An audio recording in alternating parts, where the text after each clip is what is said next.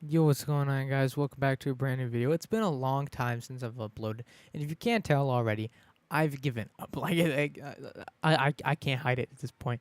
I've literally given up. I've just given up on really trying with YouTube, and I actually have for quite some time. But I'm just gonna get that out of the way.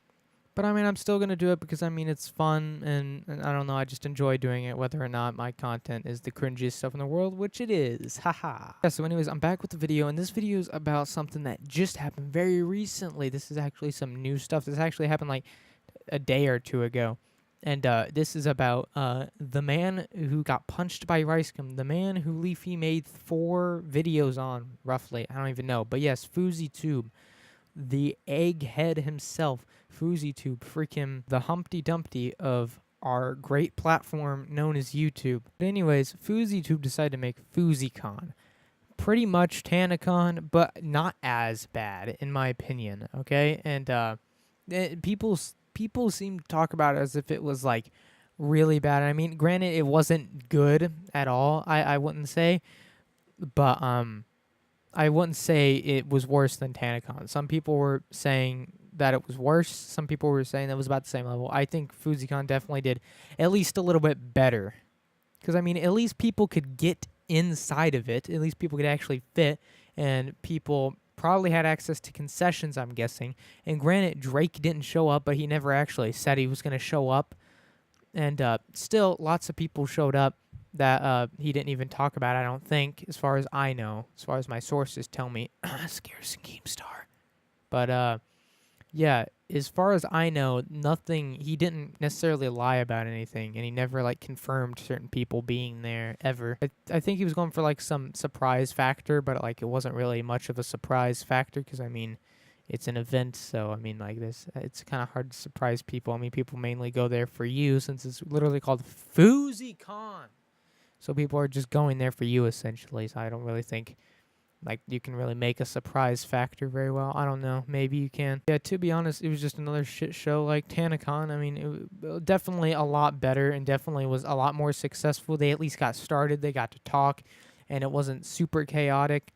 And people didn't necessarily get ripped off as bad. But it was really the aftermath, which really kind of made the whole thing awful. Not the aftermath. It was like right before the aftermath. Yeah, so someone called the police and was like, "Hey, yo guys, there's a bomb inside the place where Fouseycon is happening. So you guys should probably go check it out. I actually have a bomb in there right now, guys. There's a bomb that's gonna blow up."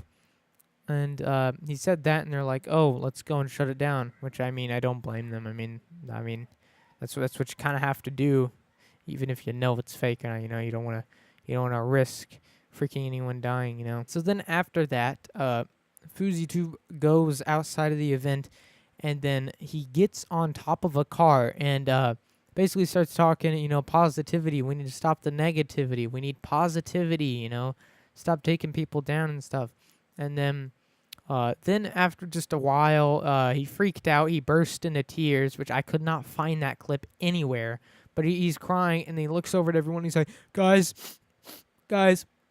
I'm crying in fear right now because we may not be able to get rid of all the negativity in the world. We might have negativity left, guys. I'm crying in fear." And then that happens. And then Keemstar, one of the people he, like, invited to the event and he, like, let up on the stage, was out there.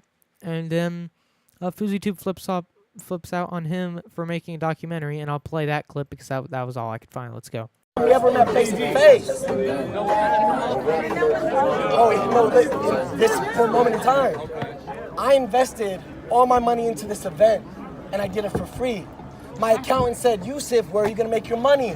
I said, "That's not a problem to me." I didn't care, right? But before I even got to do the event, before I even got to tell my story, you're making a documentary on it so you can post it after the fact. So if it flops, you can have the hot news on how Fousey fucked up and he should kill himself. Yeah, that kind of sounds like something Keemstar would do, but I think Keemstar would be a little bit smarter than that, considering after he did a bunch of stupid stuff forever ago. Now I think he probably learned from that, and I don't think he would do something like that. I don't know. Fousey's just kind of being an idiot right now. If you can't tell, Fouseytube's lost his mind because the fame, he had the fame, and then it went away, and I just don't think he can handle it. And this is a common thing with people. A lot of people, you know, you get fame, and like you have it, and sometimes whenever you still have it, and you just lose your mind because just I don't know. I don't really fully understand it. It's mainly people who show their face. I'd imagine people who don't show their face on like camera or whatever probably don't have mental breakdowns because they're not being chased by people constantly and stuff. But yeah, I mean, if I blew up and I've shown my face before, if I blew up, then that would be probably guaranteed that in some point I would have some kind of breakdown, and I'm kind of prepared for it. So I think I'd be like, I don't know. I feel like I'd be better against it because I've seen it happen before, and I'd like to think that I'd be able to handle it a little bit better than how Fouseytube is handling it by just taking it out on Keemstar and then just like bursting out into tears and stuff, and just I don't know, but he's just kind of lost it. I mean, you got to accept that you were something and now you're not as big of something. You still have some fan base, definitely not as big, and you got to accept that like one day you are going to fall off. Like it's inevitable that you will one day fall off and it'll all be over for a little bit, and sometimes you can come back. I mean, look at Tobuscus. It looks like he's going up in subscribers. Loads of people are going back to see him after him uploading that video. Hashtag me too. And a lot of people coming back. I've seen Green on his social blade. I've been checking in, and he's really going somewhere. And I've always watched his videos for a while now, and I'm glad to see him going back up. Or if it's a success, I become a good person. But why are you going to profit on me being a good person? Why can't I make a documentary on this story? Why are you going to release this documentary? Rest in peace, people. I am saying it, but I'm not saying it in private. I'm just talking to you, and you know what? My feelings towards you goes nothing towards your group. I love fucking Banks. I love Banks. You know why? That year that I gave up, I would DM Banks at random, and he's at the top running shit in LA, and he would still DM me back. I asked him if I could join Clout Gang in his DMs when I was sitting on my couch smoking weed, playing Fortnite, giving up on life, but he still gave me attention. He didn't say yes, but God wanted that to happen because he wanted July 15th to happen. So that's that, and now he goes on later on in this clip to show off his new song, which I, again, couldn't find a clip of at the time of recording this. But, man, his new song is just pretty. It's just freaking, I give it 1, 2, 3, 4, 5, 6, 7, 8, 9, 10 claps out of 10 claps. My God, this is like pure art right here. This is a new art form he's created, and my goodness, it's just amazing. His rapper name, amazing. Little Kahara. Little Kahara. Perfect rap name. It sounds nothing like anyone else. Like, I've never heard a Lil rapper ever in my life. Now let's listen to just a little bit of it. Yo, Khaled, acting's not working out for me. Can I get on your album, maybe? Absolutely not. Don't play yourself. Yeah. Hey, Brian. Rice ain't got no spirit, got no deeper layer. One ghost writer, one ghost Fortnite player, one ghost thinker, one ghost Twitter poster. Add it up, that's a rice gum, stole everything in his life. The king is back, I look around, it's not the same. They love you first, they diss you next, that's just the game. What rapper lives with his ghost writer, man, that's a lame. A character with no character, man, that's a shame. Now, the problem with this diss track, and the reason it's a complete failure, is not only because he's not the best at rapping, but it's because he's literally just talking about how he has a ghostwriter for a good chunk of the song, and that's the hook. And Idubbbz already made the diss track using that, and he put it inside the content cob. So you obviously know he's just stealing it from the content cob or the diss track or whatever. And the insult's already been used. You can't use the insult twice. It doesn't work like that. That's why Leafy, at the beginning of all his videos, he'd be like, "Hey guys, it's your boy freaking retard. Yeah, welcome back to another video. Like, the reason he said that is so then people, like, if you called him freaking retard, it wouldn't affect him.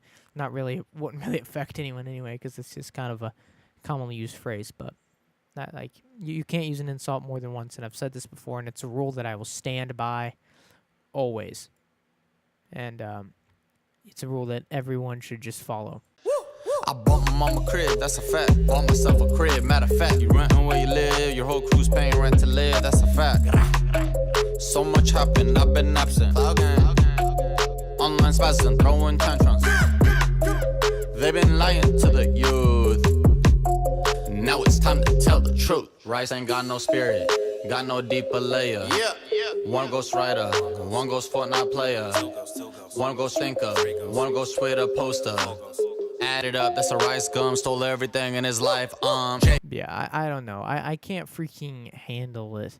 It's just so bad. Like, it's just every insult that's been said before is in this diss track. So if you want to know, like, what people make fun of rice gum for, as of, like, right now, it's all in there. Like, that's your guide.